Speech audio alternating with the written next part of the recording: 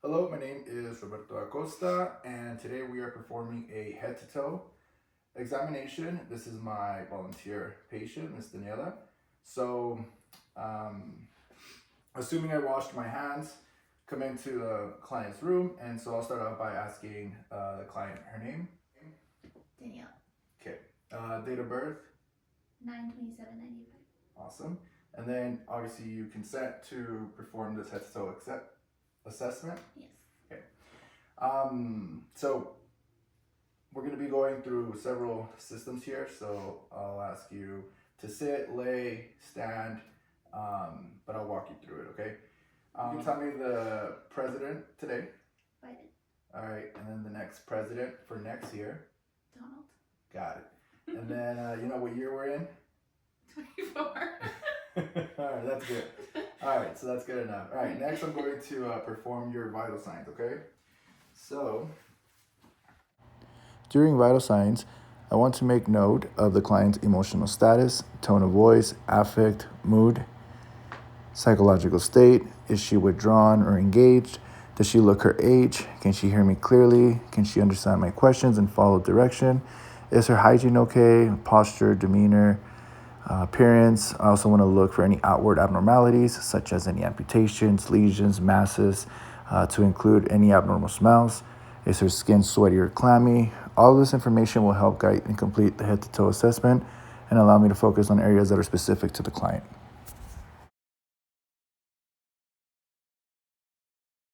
So first part of the assessment is we're starting with the head and neck. So I'm going to start with the inspection of the head. Skin color is normal, light and pink. Head size is proportionate to the rest of her body. I don't see any involuntary muscle movements or twitching anywhere in the head. Face is symmetrical with no drooping to either side. Both ears and eyes are the same size as well. And again, both eyes and ears are at the same level also. Now I will test the cranial nerve number 7, which is known as the facial nerve. So I'm going to ask you to do several facial expressions. So can you smile for me, please? Okay, can you frown? Okay, can you puff out your cheeks? Okay. Can you squeeze your eyes closed? Awesome. And then, so you completed that with these, which means cranial nerve is intact. Okay, so for this next part of the assessment, I'm going to put on my gloves. We're going to be inspecting and palpating the head. So, sorry about that funny noise. All right, so you want to palpate the head and look for any masses, any deformities, depressions, or lumps. Your scalp looks clear with no dryness. I don't feel any depressions, masses, lumps. Your hair appears healthy with equal distribution across your entire scalp. Head down, please. Thank you. Hair texture is strong and rigid. So as I move through the client's hair, I want to make sure that there is no type of infestation and also make note for any alopecia, which is any bald spots or baldness. Okay, so looks good. Now, if I were doing this on an immobile client, I would really want to make sure to check the posterior part of the head regularly due to increased breakdown. So all is well there. Now I'm going to palpate your sinuses and put pressure on them. So please tell me if you feel any pain or tenderness at any point. Okay, so here's the maxillary. And this is the frontal. No pain, tenderness, right? No. Okay, now I will palpate your cervical lymph nodes. If you can move your hair back for me, please. So thank you. I can feel insides and feel, I'm looking for a kidney size, kidney bean type of size with no mobility, no delimitation, of course, no pain or tenderness. Is that correct? Good. Now I will examine your trachea. I want to make sure that it's midline. Sorry. I want to make sure that it's midline and that I don't see any deviation or masses. I'm going to auscultate your trachea. So if you can just do me a favor and breathe in and out through your mouth, okay? Through your mouth? Yeah, with open mouth. Nice. One more time. Good. So Now I'm going to examine your thyroid gland. And so I'm also looking for any masses or lumps, such as a goiter, which you clearly don't. Okay. Now I'm going to move down to the client's eyes and begin by inspecting first. So your eyebrows are full and equally distributed with no scaliness. Your eye position and alignment are symmetrical with no protrusions or deviations noted. I can see that your eyelids close evenly. Thank you. Both sides, your sclera, which is the white part of your eye, is white and shiny. When looking at the iris, the pupil, and your conjunctiva, I shouldn't expect to see any swelling, drainage, or erythema, which is redness, or any jaundice, which is yellowing of the eyes. So, good, healthy eyes. No swelling or drainage from the lacrimal apparatus, which would be the inside area right there. Now I'm going to pull light pressure on your conjunctiva, and gently push down, okay? So, okay. As expected, your conjunctiva is light pink and moist with no abnormalities noted. Your eyes are equal and sit symmetrical in the eye socket. There's no strabismus, which is crossed eyes, noted. So looking at the pupil, I can see that they are equal in size. Go ahead, just look straight at me. Equal in size, measuring approximately 3 to 5 millimeters with no anoscoria, which is when one pupil is larger than the other. Now I'm going to test for cranial nerve number 3, number 4, and number 6. Number 3 is oculomotor, number 4 is trochlear, and number 6 is abducens. So I want to look for any involuntary shaking of the eyes, which is called nystagmus. So I will hold my pen light approximately 12 to 14 inches away from the client's nose, and I'm going to ask the client to please keep your head still while you only use your eyes to follow my pen. Deal? Just your eyes. Here we go.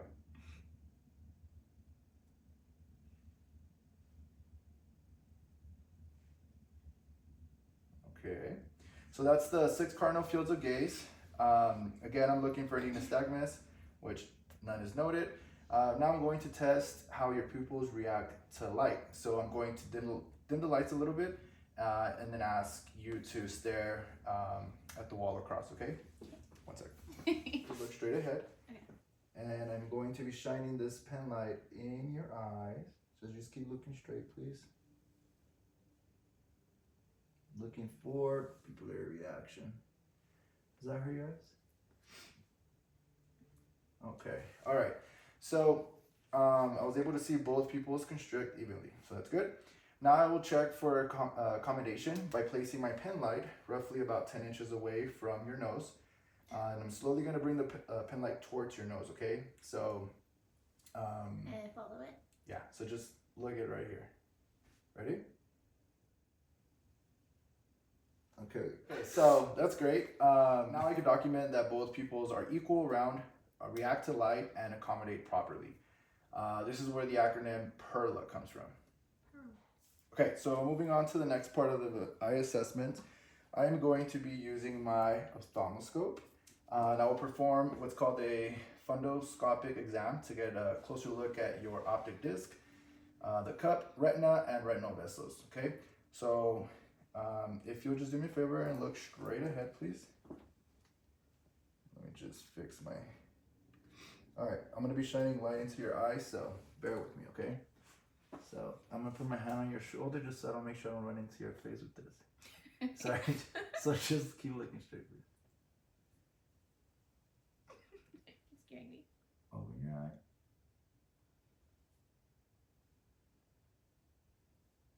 Okay, good.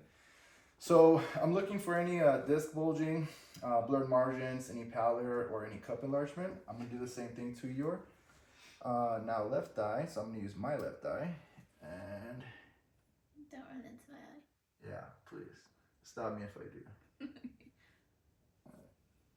I'm just gonna hold here so I don't. Keep looking straight. Open your eye a little for me. So I'm looking at the retinal vessels. All right, looking good there. Thank you for that. Okay, so now moving on to the next part of the assessment, we are looking at the ears. I'll begin by inspecting the ears, looking for any redness, drainage, masses. I also want to ask the client if she has experienced any pain or tenderness on their ears before I palpate. No. Okay. Now I'm going to palpate the ear by gently grabbing it and moving it. Grab the auricle and move it around. Slightly press on the tragus and make sure there is no pain or tenderness. Does that tickle? Kind of. All right. Now I want to palpate the mastoid process, which is this big hump right behind the ear. And again, I'm looking for any tenderness, swelling, or abnormalities, which you feel none, right? Okay. Okay, so for this part of the assessments, I'm going to use my otoscope. So if you can just pin your hair there on the side for me. Okay, so I'm going to start by grabbing the auricle and gently pull up and back as I insert the otoscope into the ear canal. And in here, I am looking for cerumen, any drainage, any foreign bodies.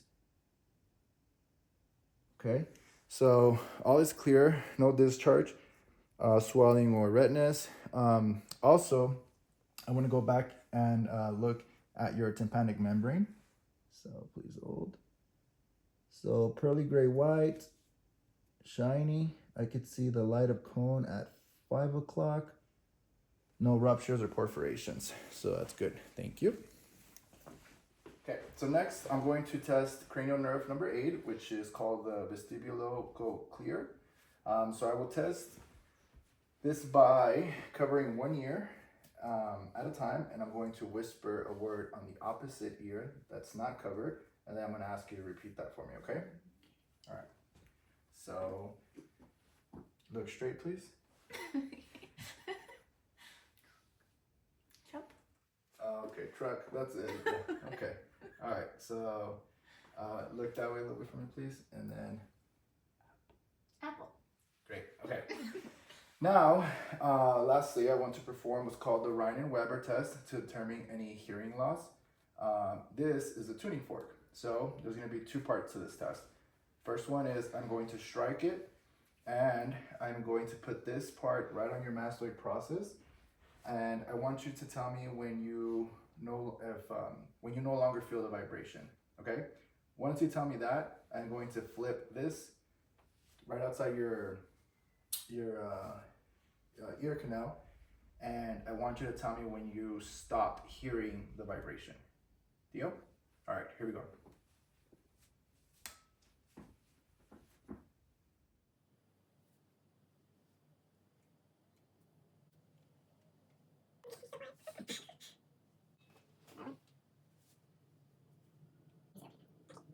This next part, I'm going to strike the tuning fork again, and I'm going to put it right on top of your head, and I want you to tell me if you can hear it on both sides. Okay? Yeah. Yeah. Okay. Great. Thank you. Now moving on to the nose, I want to make sure that your nose is midline to your face. I want to look at your septum and make any note of any deviation. Have you been having any issues with your nose, drainage, obstruction, dryness? Just stuffy. Okay. Will you do me a favor and cover one nostril and breathe in and out through the other open one? Okay, do the same thing with the other side. Okay, thank you. So I'm listening for airflow, for it to be patterned and consistent. Now I'm going to use my pen light and take a look inside of your nose. And I want to look at the quality of your mucosa in here, which is pink and moist. Sorry. Okay, no drainage, no polyps. I can see that everything is intact, and I can see the corresponding meatuses and middle turbinates. Okay, so now I'm going to test cranial nerve number 1, which is olfactory. So if I can have you close your eyes, please. And I'm going to put something right under your nose, and I want you to tell me what you smell, okay? So here we go. What is that? Alcohol. Okay, thank you. Moving on. For this next part of the assessment, I'm going to put on some gloves, and we are going to be looking at your mouth. Okay, so first, we want to start off with inspection. I want to look at your lips, making sure that they're nice and pink, that they aren't chapped, cracked, or any sores on them. First, I'll test cranial nerve number 12, which is known as the hypoglossal nerve. And I'm going to ask you to stick out your tongue and move it side to side, please. Okay, great, intact. Now I'll inspect the inside of your mouth by using this tongue depressor here, and press against your tongue, both upper and lower palate. And so if you could come out for me, please. Open your mouth. Okay, lift up, lift the tongue up. Okay, stick out your tongue really quick.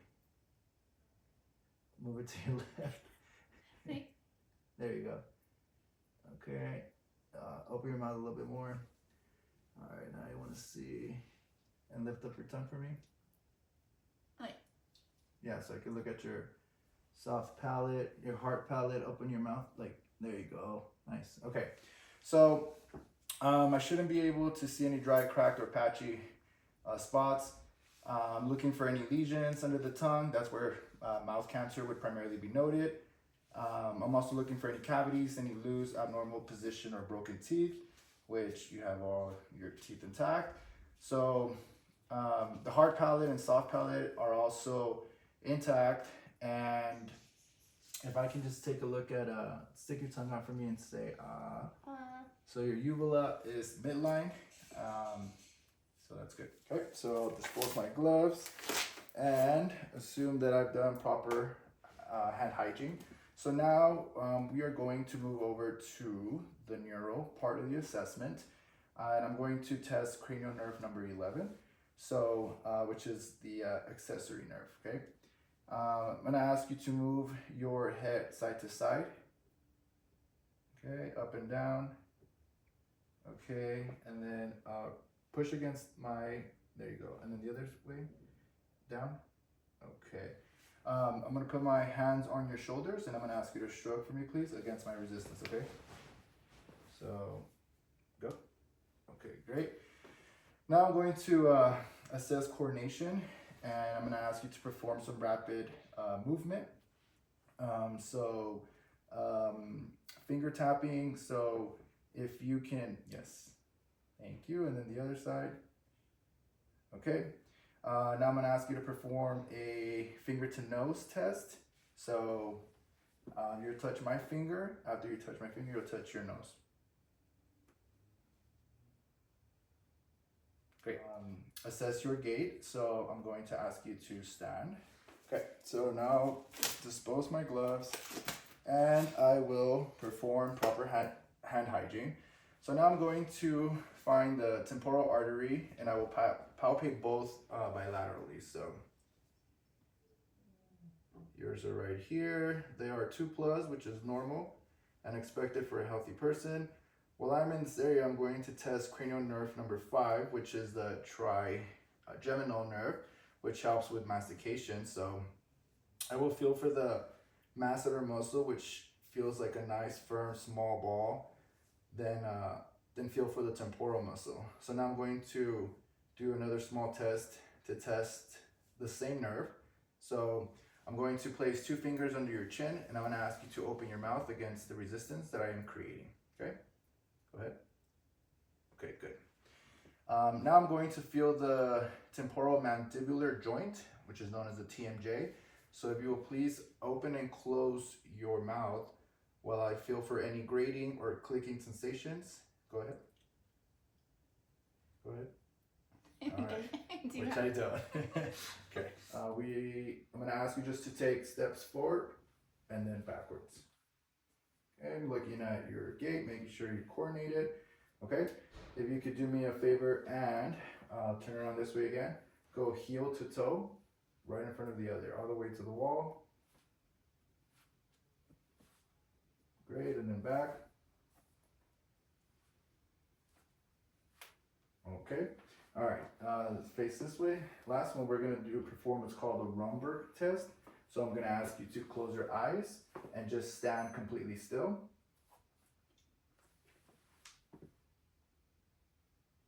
All right, great. So now I'm gonna ask you to please sit back, or lay back down, sit up. Lay down? Yeah, just right up against the backrest.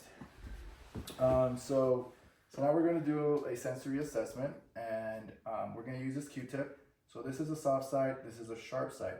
So if you can put your leg straight for me, what I'm going to do is I'm going to place this in different parts of your upper body and lower body, and I want you to tell me, closing your eyes, I want you to tell me if it's soft or sharp. Ready? Sharp. Sharp. Soft. Wow. Feels soft. Hard. Sharp? Yes. Okay, got it. Okay, great. Now we're gonna use a reflex hammer, which is this right here, okay? And we're going to test the reflexes of the biceps, the triceps, patellar, Achilles, and ankle. So if you'll do me a favor and just let me borrow your, okay, we'll do tricep first. So, all right, it says this one. Okay, let's have this other one. Okay. All right, good. So if you can uncross your legs for me, please. We are going to, actually, if you will sit right on this edge for me. Oh, yeah, that's, there you go. Okay, and now we're doing the Achilles and your ankle. Okay, so moving on. Now we're going to be assessing the upper extremities, beginning by inspecting. So I'm looking for any lesions, redness, swelling. This is a great time to pay close attention to any scars, which can help guide the assessment and provide opportunity to ask any specific questions. For example, I noticed a scar there in your forearm. Burn. A burn, okay. So if you can move your hair back for me, starting with the shoulders. I want to inspect for any obvious abnormalities, and of course, I want to ask the client if you've had any issues or problems, pain in any parts of your upper extremities. Okay. Now I want to assess range of motion, doing so by doing flexion and extension. So if you can just push against, okay, pull, awesome. I also want to feel for any crepitus, any grating, as I see. If you can lift up your straight arm and lift up, yeah, and then straight in front of you, down. I feel a little bit of crepitus, interesting. Okay, now the left one, same thing, down, okay. Do in rotation, okay. And then let's go ahead and bend. Got it, okay. Let's go back to this one. Rotation also. Okay, good. So I want to look for any grating and crepitus on the joints. I want to do the same to both sides. So moving to the elbows, inspecting for, again, the contours of bilateral elbows, looking for any nodules, any swelling. I want to assess the range of motion, again, by doing flexion and extension, what we just did. Now I'm going to palpate, starting with your radial artery. So, great, and then I want to do this for both upper extremities. So both, I can feel that they're at 2+, which is an equal, which is normal and expected. So if I can borrow your hands again, I'm going to check your capillary refill. Normally in clients that have nail polish, it's very difficult or almost impossible to see, but assuming that she wasn't wearing nail polish, I'd be able to measure her capillary refill, which we would want to be under 3 seconds for normal. Last thing is testing skin turgor. So small little pinch here. The recoil, if you were dehydrated or any type of skin issues, we'd see some tenting there. Okay. Now I'm going to look at range of motion of bilateral hands. So I want to look closely at the joints, looking for any bone deformities. Usually in clients with rheumatoid arthritis or osteoarthritis, you can see some nodules or swelling of the joints. Of course, make sure to ask the client no pain or issues, correct? Okay. Now I want to check bilateral brachial arteries and which are found here at the bend of the arms, right by the elbow. Actually, relax it for me a little bit. You are. Yeah, over here. So both sides +2. Now, if I had a patient who was on dialysis, I would want to palpate the AV fistula to make sure that there is a throat present. Okay, so now moving on with muscle strength. I'm going to have you grab both of my fingers and squeeze as tight as you can, as hard as you can. Good. So now I want you to push against my hands, okay? And I want you to pull my hands, okay? So your strength is 5+, which is normal and expected. Okay, so moving on to the next part of the assessment, we're looking at the thorax and lungs. We're gonna start off by inspecting the chest, looking for any abnormalities, any lesions. Also looking at the client's effort of breathing. Is it labored? Are they using any accessory muscles to breathe? In this case, normal breathing. Looking at the anterior and posterior diameter, which I'll do right now when I have you stand up. Right now I'm going to move into the percussion on all aspects of bilateral lungs, and I'm going to do this on the anterior side, so I expect to hear resonant and tympanic sounds, so just bear with me.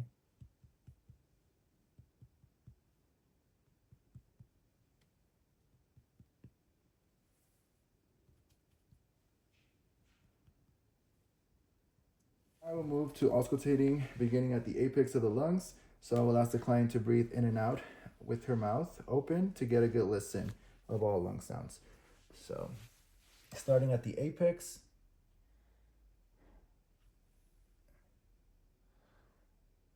Moving to the second intercostal space, listening to the bilateral upper lobes. Now moving to the fourth intercostal space and listening to the right middle lobe and the left upper lobe. Remembering that the right lung has 3 lobes and the left lung has 2 lobes. So now I'll be moving to the sixth intercostal space, which is at the mid-axillary region, and listening to both the right and left lower lobes. Good, thank you. So now in the posterior aspect of the body, I will do the same process, except keeping in mind that my stethoscope placement will be slightly different because of the scapulas here. So beginning at C7, which is this bony prominence here, moving down to about T3 on each side. Same process, open mouth, in and out, please. This is where I'll find bilateral upper lobes. So now moving in between T3 and T10, I will listen for the lower lobes. Good, thank you. Now moving on to the cardiovascular part of the assessment, I'm going to be palpating the carotid arteries on both sides. Want to keep in mind on these, we want to do one at a time because it does increase the risk of the client fainting. So I'm going to palpate here, which is palpable +2. Other side is also +2. Now I'm going to listen to each carotid using the bell side of my stethoscope, and I'm listening for bruit, which is the swishing sound. So I'm going to ask you to take a breath in and then hold it while I listen.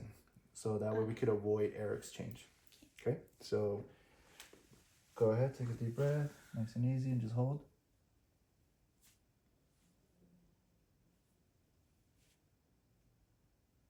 Okay, let it out.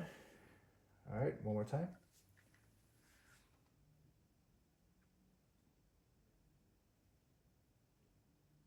Okay, great. So, all good, it's all clear there. Now I will palpate the precordium and look for any heaves, thrills, or palpable heart sounds. And we're doing that by gently placing palm of my hand here in the precordium again. Okay, so none felt. Now I'm going to inspect the interior chest wall, looking for the apical pulse or any precordial movements. Um, Using the acronym of all patients effectively take medicine, I'm going to be listening to the aortic, and then pulmonic, and then we're down Erb's point, and then tricuspid, sorry, and then mitral. So, starting with the aortic, which is found at the second intercostal space, which is left of the sternal notch. I'm listening for a luped up, which is the S1 and S2 sounds. Moving over to the pulmonic. So S2 is louder at this location. So now moving down to Erb's point, which is located at the third intercostal space.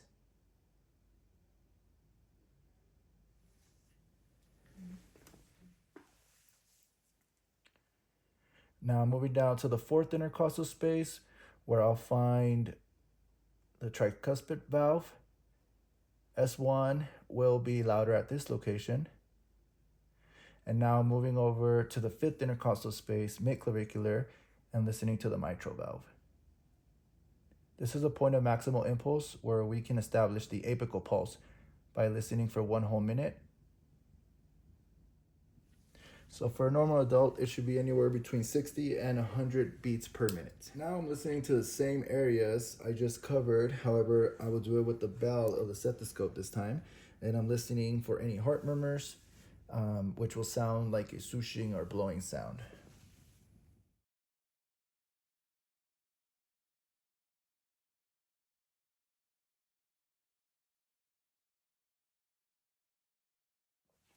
Okay, so now we're moving on to the abdominal part of the assessment. I'm going to keep in mind that the sequence of assessment changes a bit for this part. So it'll start with inspection, auscultation, percussion, and then palpation. So I will ask the client to lay on her back. And of course, I want to start by making sure that I ask the client if you've had any stomach issues or any pain or tenderness in your abdominal area. No. Okay. So when was your last bowel movement? Yesterday. Okay. Are you having any pain burning with urination? No. Any constipation or nausea or vomiting? No. Okay. When was your last menstrual period? A month ago. Okay. Might want to get that checked out. Okay. So moving on with the inspection, I want to look at the abdominal contour. This client is flat with no protrusions noted. I want to make note of any pulsations in the abdomen. In some clients, you might be able to see the aortic pulsation, which is located right above the umbilicus. I'm looking for any masses, any hernias, looking for any wounds or scars, which would indicate further questions if found. So now I will auscultate using first the bell of the stethoscope, listening for vascular sounds. Listening to the aortic artery for bruits, which would be a blowing or a swishing sound.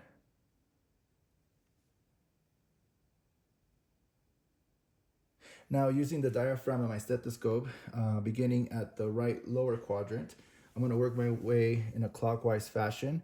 So I should expect to hear about 5 to 30 sounds per minute. So beginning at the right lower quadrant.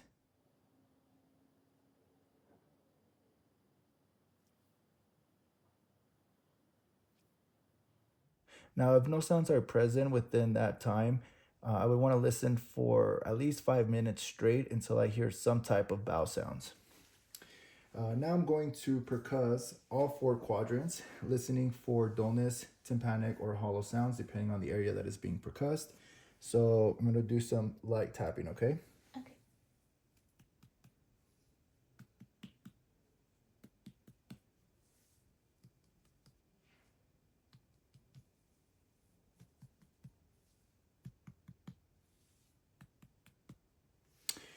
Now moving on to palpating, starting with some light palpation, going about 2 centimeters feeling for any rigidity, any lumps, masses, or any guarding. Again, always starting at the right lower quadrant and working clockwise.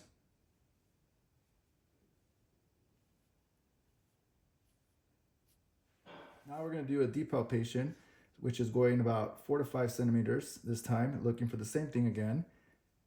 Any guarding, rigidity, lumps. Now you can use 2 hands to get a better feel and not make it uncomfortable for the client. Sometimes using 1 hand is not enough. So no signs of peritonitis, which would be evident by guarding or rebound tenderness. Okay. Now we'll measure the size of the liver by using percussion to find the liver edge. So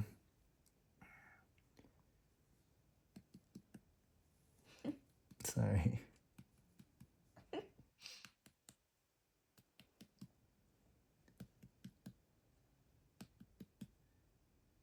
Okay.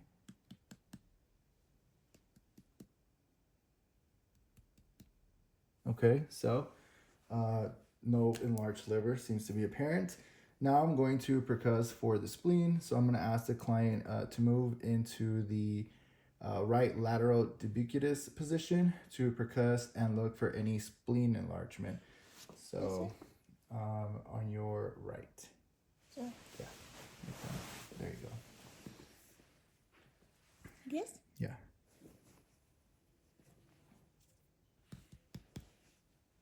No pain or tenderness here? No.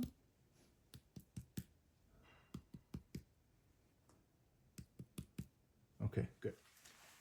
Okay, so now moving over to the next part of the assessment, I'm going to be assessing the kidneys and urinary organs. I'm going to perform what's called a costovertebral angle to assess for any kidney issues. So I'll be using my fist and the lower aspect of your back. I'm going to give you one gentle thump. Okay, so it's going to be like this basically. So please tell me if you have any pain or tenderness, okay? Here we go.